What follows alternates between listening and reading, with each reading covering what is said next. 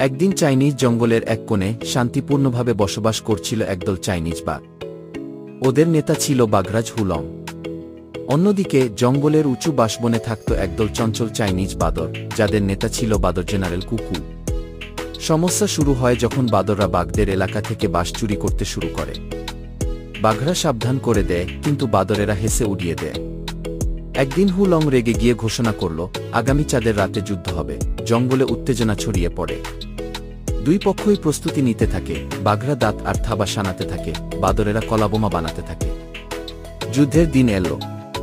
বাদরেরা গাছ থেকে লাফিয়ে লাফিয়ে বাঘদের ঘিরে ফেলে আর কলাবোমা ছুটতে থাকে। বাঘরাও হুঙ্কার দিয়ে আক্রমণ চালায়। পুরো জঙ্গল কেঁপে ওঠে। হঠাৎ এক ছোট্ট বাঘছানা আর বাদরছানা যুদ্ধের মাঝখানে এসে কাঁদতে থাকে। দুই দল থেমে যায়। সবার মনে পড়ে যায়, শান্তিই সবচেয়ে বড় শক্তি।